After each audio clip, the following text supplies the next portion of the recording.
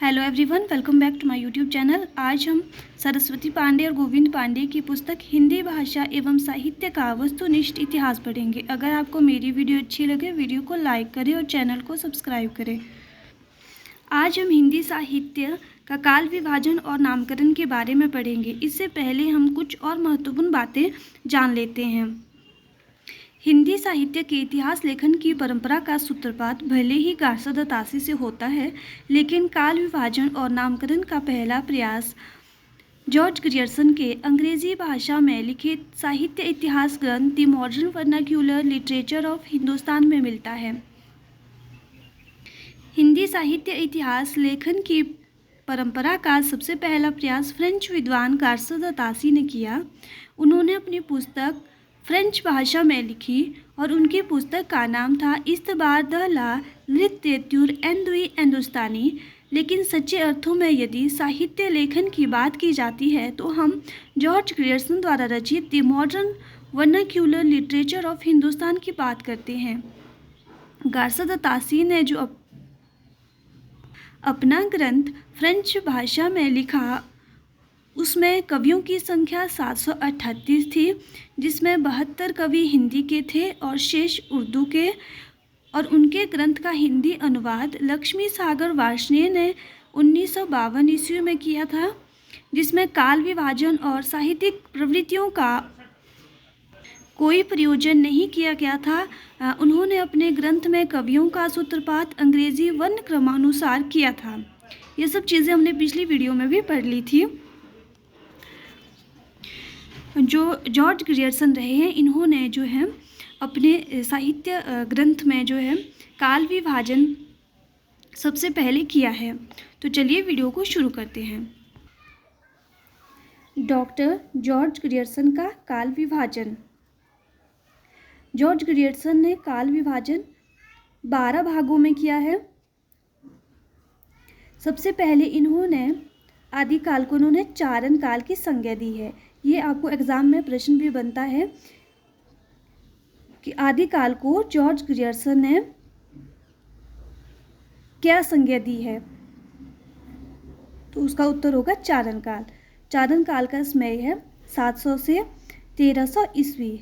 उसके बाद 15वीं शती का धार्मिक पुनर्जागरण, जायसी की प्रेम कविता, ब्रज का कृष्ण संप्रदाय, मुगल दरबार, तुलसीदास रीति काव्य,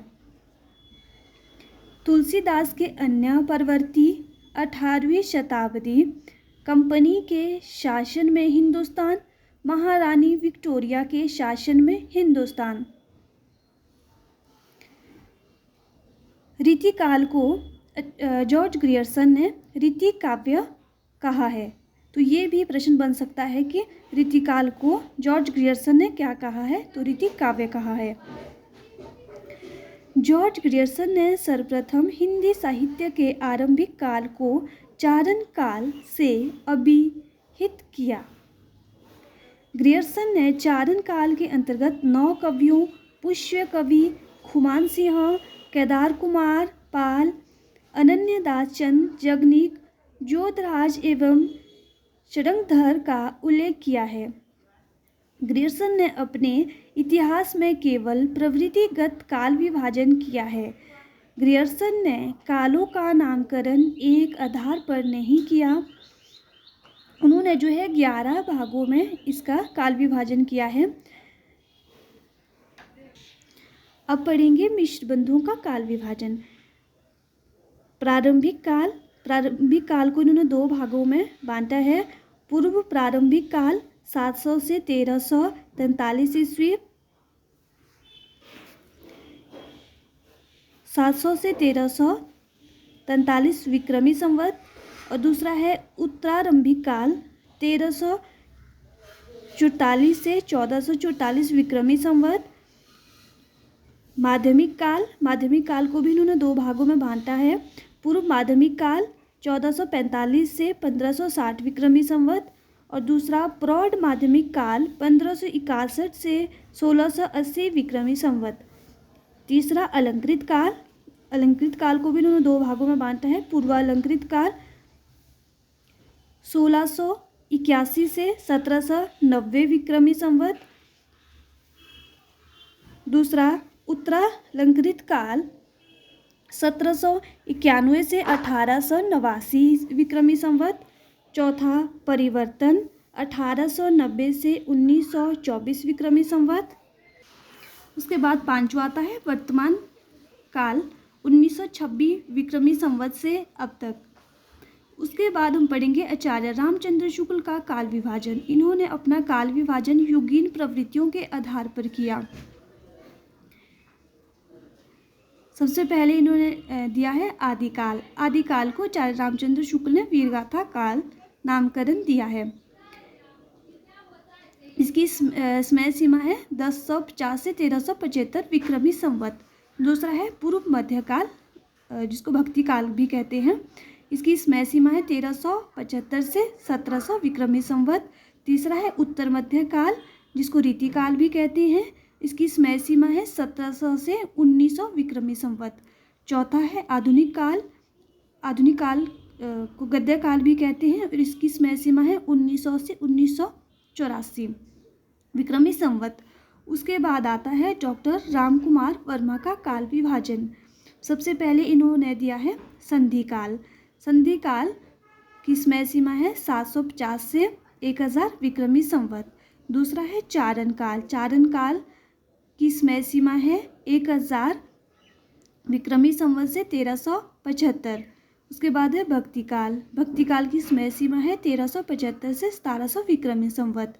फिर है रीतिकाल। रीतिकाल की समय सीमा है 1700 से 1900 विक्रमी संवत।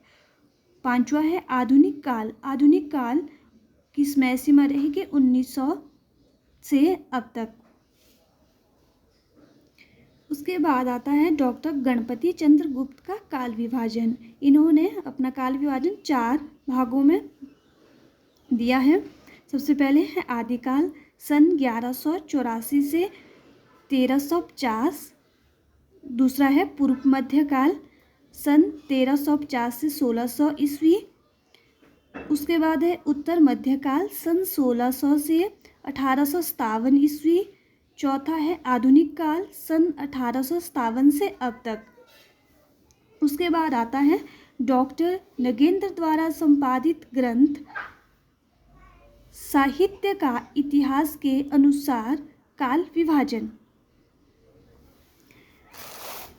सबसे पहले आदिकाल 7वीं शती के मध्य से 14वीं शती के मध्य तक। दूसरा है भक्ति काल 14वीं शती के मध्य से 17वीं शती के मध्य तक। तीसरा है रीतिकाल 17वीं शती के मध्य से 19वीं शती के मध्य तक। चौथा है आधुनिक काल 19वीं शती के मध्य से अब तक। उसके बाद पुनर्जागरण काल भारतेंदु काल 1857 से 1900 ईस्वी। उसके बाद जागरण सुधार काल द्विवेदी काल 1900 से 1918 ईस्वी। उसके बाद छायावाद काल 1918 से 1938 ईस्वी। उसके बाद छायावादोत्तर काल। उसके बाद प्रगति प्रयोग काल 1938 से 1953 ईस्वी। उसके बाद नवलेखन काल 1953 ईस्वी से अब तक। उसके बाद आता है डॉक्टर बच्चन सिंह का काल विभाजन।